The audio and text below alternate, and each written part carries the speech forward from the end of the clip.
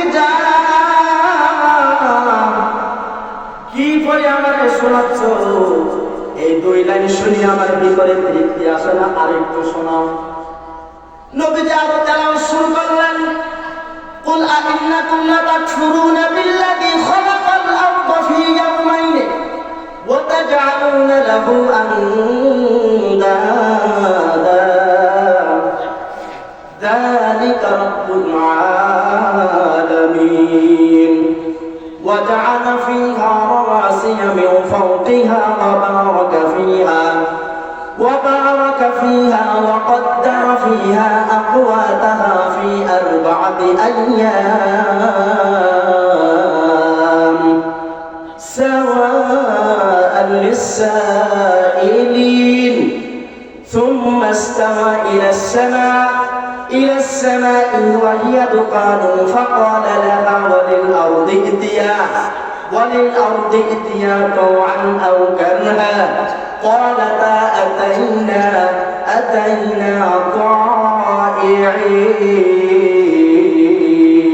طائعين فقضاهن 7 سماوات في يومين أوحى في كل سماء أمرها وزينا السماء الدنيا بمصابيح وحفظا ذلك تقدير العزيز العليم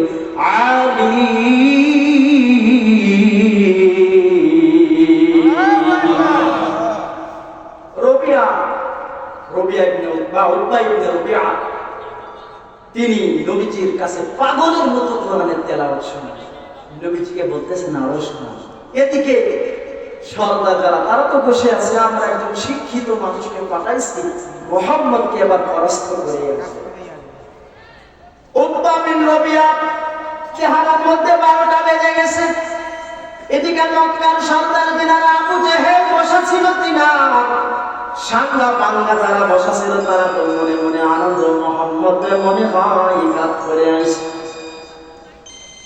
Utba বিন রবিয়া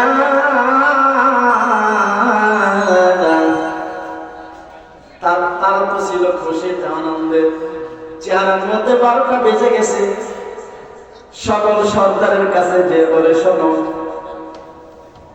তোমরা যে মুহাম্মদের বিরুদ্ধে শত্রুতা করো, মুহাম্মদের জবান থেকে এমন কিছু বাক্য শুনেছি যা পৃথিবীর কোন মানুষের বানানো কথা না, কোন কবিতার কবি না, এটা স্বয়ং উপরওয়ালা আসমানের মালিকের বাণী। মহাগ্রন্থ মারু কোরআন পড়ো দিবারাতি, চিন্তা ফিকির করে দেখো কি রয়েছে তাতে। মহাগ্রন্থ মারু কোরআন পড়ো দিবারাতি, চিন্তা ফিকির করে দেখো কি রয়েছে তাতে। সর্বশ্রেষ্ঠ গ্রন্থ এটি মানব মুক্তির পথ, সর্বশ্রেষ্ঠ গ্রন্থ এটি মানব মুক্তির পথ।